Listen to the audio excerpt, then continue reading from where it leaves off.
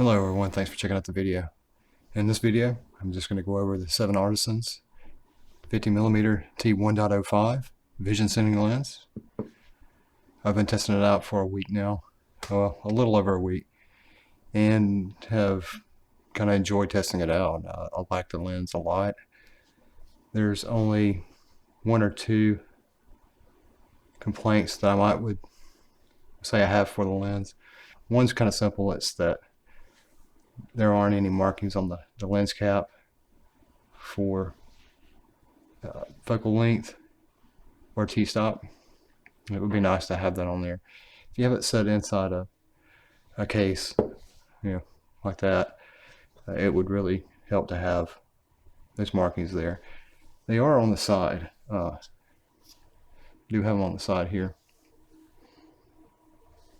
and that's nice to have that, but truthfully it would be also nice to have it on the lens cap. So the construction is all metal. The lens cap is metal, and within the lens we have 13 blades.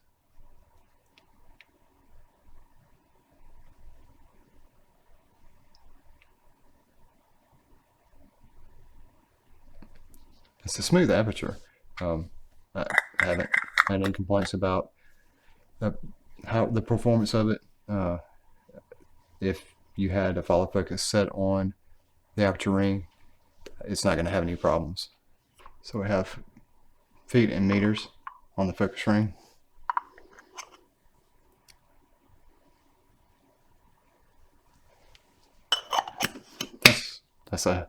It helps a lot because some of us are on the imperial system, some are on the metric system, and it keeps you from having to see what version of a lens do you want. One that has the measurements in meters or one that has measurement in feet. 7Artisans took care of that with this by putting both on here. Also, the focus ring has a 270-degree throw. There's one of my complaints involves the focus ring.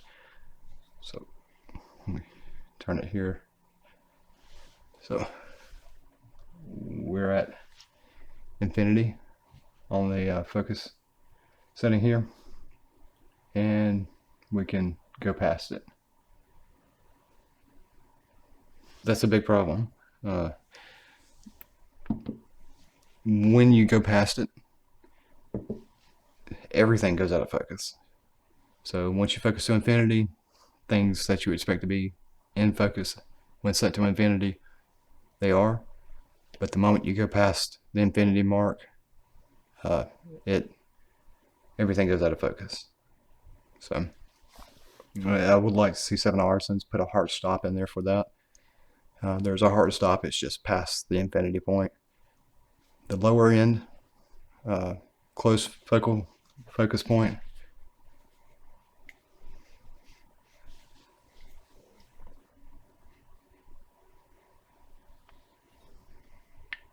you can see there's a stop there.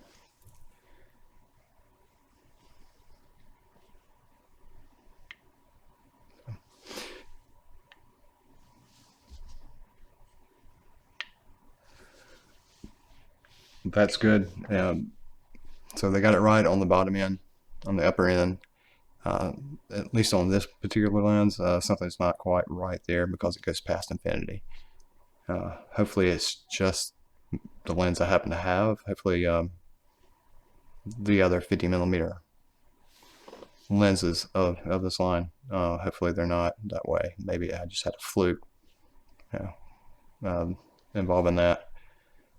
If you do have the 50mm vision sending lens, if you would leave a comment below if yours also goes past infinity, because I'm kind of curious whether or not it's just mine or if that is a common thing. So,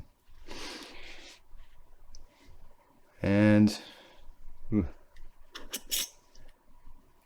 this weighs a little over 630 grams. With the lens cap, it's weighing close to 700. It's an all metal body. Very, very solid construction. No issues with the quality of that. Focus ring is smooth. The aperture ring is smooth.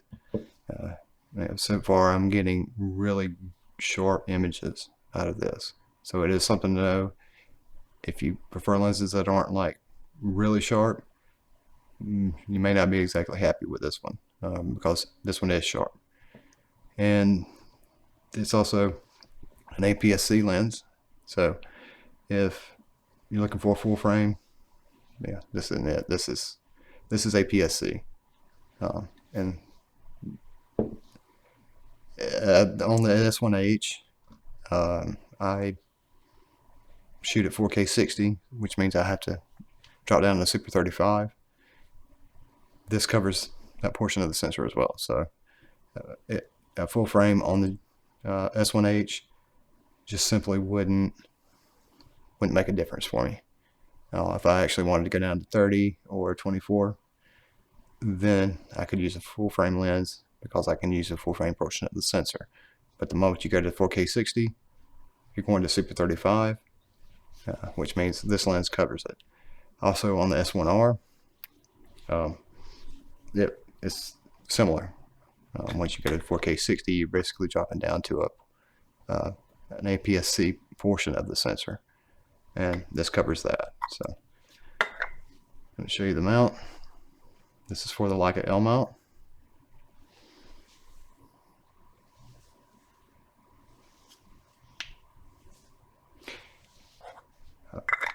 The mount is on the lens is machined correctly.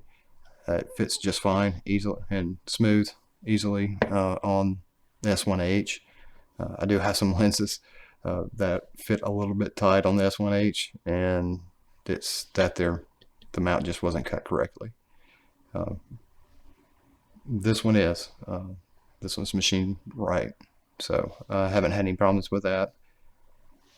And that's about it. I mean, I've really enjoyed this. I mean, if you're looking for your first Cine lens, this is a good way to get into that. This was $430, I believe, when I bought it. That's not bad to get into a cinema lens, like a kind of a true cinema lens. If you're going to go to full frame, you're going to pay quite a bit more.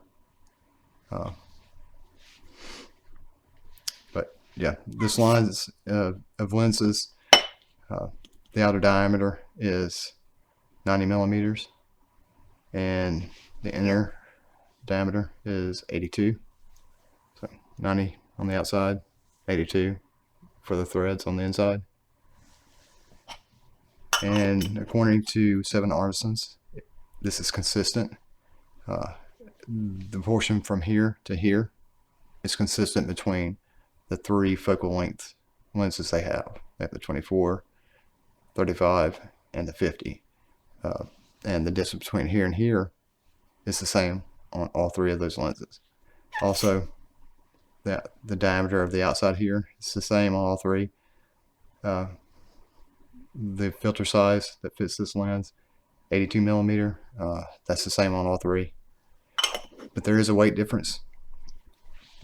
This is one of the lighter ones of the three, and it kind of gets heavier as you go down. So the 35 millimeter is heavier than the 50. The 35 is lighter than the 24. 24 is heavier than the 35. So keep that in mind. If you do go with this line of lenses, if you're switching them out and you're on a gimbal, you may end up having to rebalance a gimbal. So keep that in mind. But as far as focus motors on the rings here, you won't have to readjust those. You just move your focus motor out a little bit, change the lens out, move it back in, and it's still lined up correctly. So that's kind of a nice feature of that. So when they're consistent, it's good. It works very well with the S1H. I have several videos out where I've been using this, and one video is of me essentially here with the S1H there recording me using this lens, and looked great. I didn't really have any problems with the quality of and sharpness of video I'm getting out of this lens. I like it so much that I'm going to end up getting the 35mm version. So I would recommend this lens if you're looking into getting into cinema lenses, and if your situation is where you don't mind it being an APS-C lens, this is a good start. If you need full frame, this is not the line for you, because this is an APS-C line. I would like to see, again, on the lens cap here, I would like to see the focal length and the t-stop listed on here. But that's a minor complaint. You know, we can always take the label maker out and a label on if we had to. It would just be nice not to have to do that. And the more important one, though, is the infinity issue. So let's go back to it just to show everyone. Okay, so at infinity, you can actually go past it. So there, everything's in focus. At infinity, there, things aren't in focus at all. Hopefully I just got an odd one out of the batch and that they're taking care of that. But if not, 7Artisans, if you see this, please take a look at that. That can be a problem. We're not always going to have follow focus systems, you know, on these lenses. If we do, we might can set a stop to avoid going past infinity. If we have electronic motor, we might be able to set the endpoints, the lower and the upper, on a motor, and maybe that would help avoid it. But you shouldn't have to rely just on that to avoid going past infinity. It just shouldn't go past infinity. It should be a hard stop. On the lower end, you got it correctly. 7Artisans, it's stopping. There's a hard stop on the bottom end.